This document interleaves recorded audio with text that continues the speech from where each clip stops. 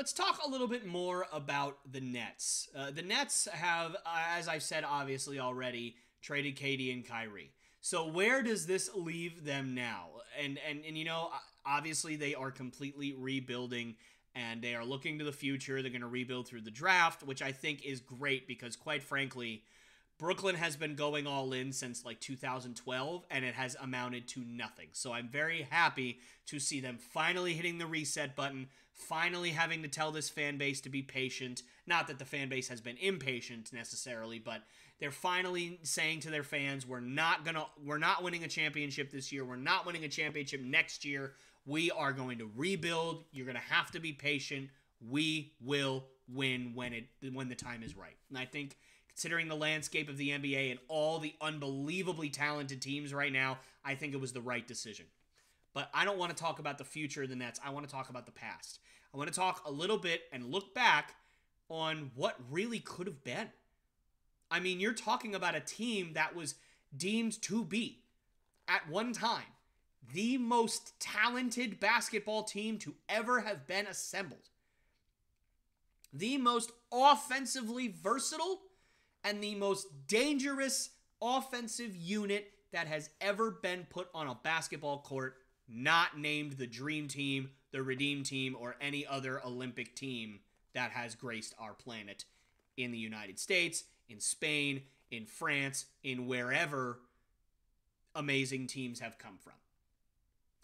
The Nets in 2019 and 2018 were supposed to be the best that they had to offer.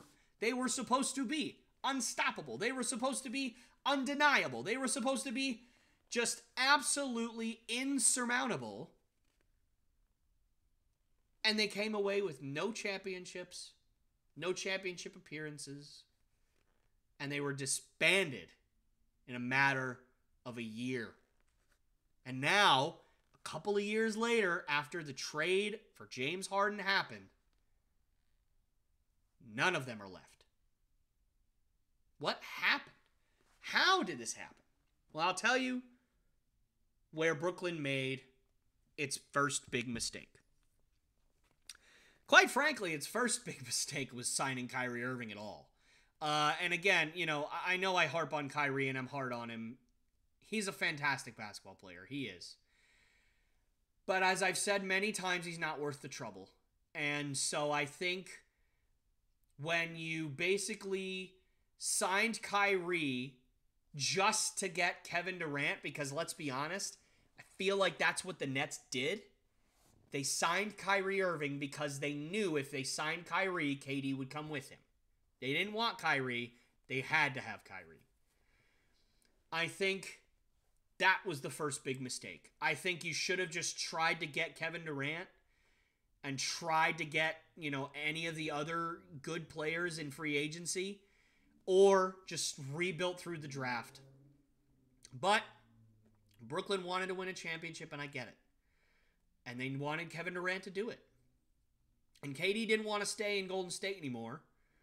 And so he went to Brooklyn. And it could have worked. Many would argue it should have worked.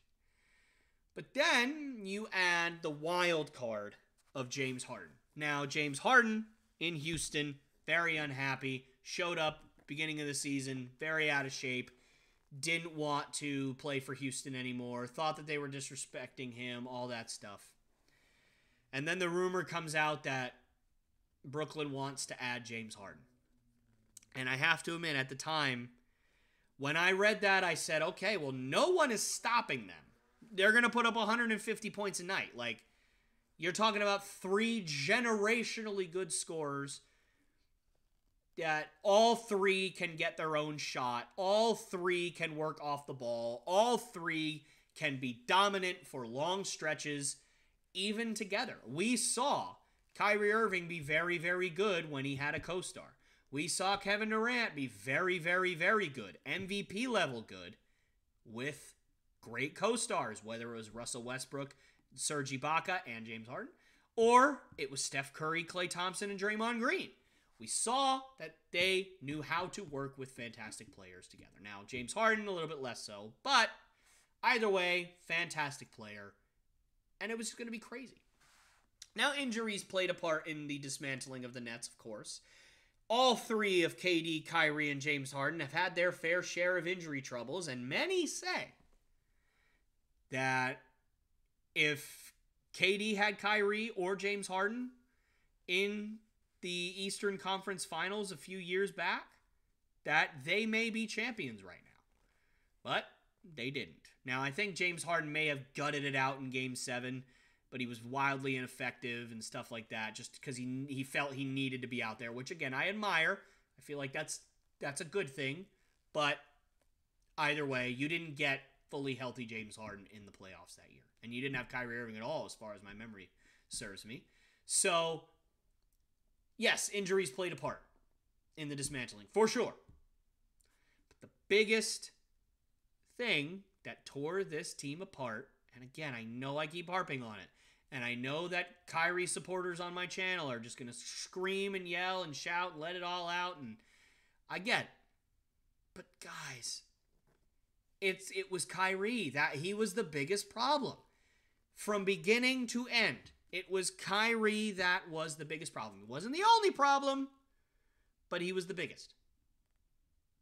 Brooklyn last year still had a fantastic chance of winning the championship. I am firm about that. I truly believe that if the cards were played correctly, Brooklyn could have been one of the best teams in the East and one of the best teams in the NBA, if not the very best team in the NBA. Kyrie chose not to get vaccinated, which is his right. Everyone has an individual right to not be vaccinated, myself included. I am not vaccinated because I did not see any reason for me to be. And if a reason ever comes up for me to become vaccinated, then I will get vaccinated. As of right now, I do not and have not seen a reason for me to get vaccinated. Kyrie Irving felt the same way. He did not see any reason for him to get vaccinated. Except the difference between me and Kyrie Irving, well, there are plenty. In that scenario, the difference between me and Kyrie Irving is that I am not being paid $35 or $40 million, and I do not have an entire team of people, owners, fans, teammates, trainers, coaches, etc., that are counting on me to be available for a very specific window of the year. And that in order for me to be available during that very specific window of the year, I would have to get vaccinated. I do not have that problem, and I will probably never have that problem. Kyrie did. And he chose to forego all of that and not get vaccinated. Now he's lucky that New York allowed him to play basketball at all. And I think he was not available for home games until the very end of the season. So he's lucky he got to play any basketball.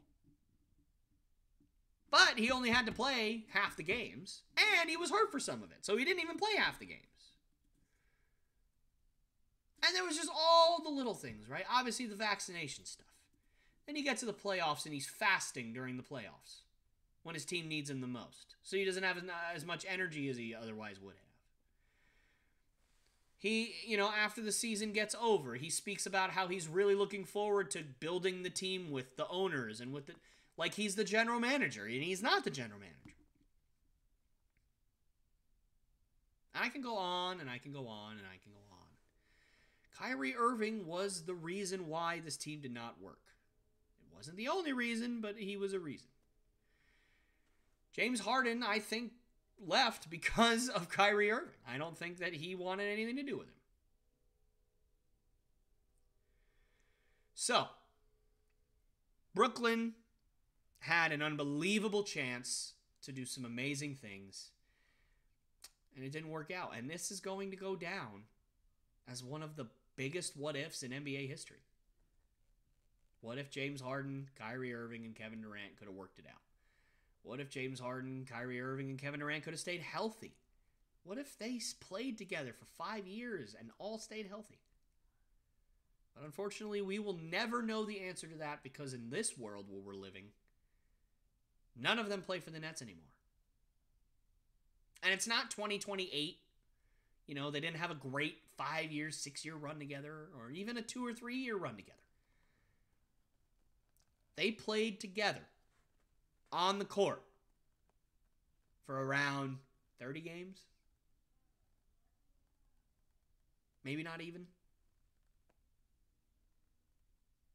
It's wild to think about, man.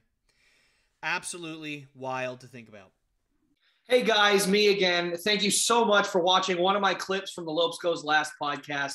These clips are so much fun to do. I absolutely love making them and I absolutely love doing them. And this podcast is my baby. So I really want this thing to grow and I really want it to succeed. So if you did like what you see, please subscribe. Also hit that bell notification so you never miss any one of my episodes or one of my clips like this one. And please do also like and share these videos with your friends and your family so that we can make this thing grow as fast as possible. And I wanted to thank you again so much. And I hope you guys enjoyed the video and have a great rest of your day.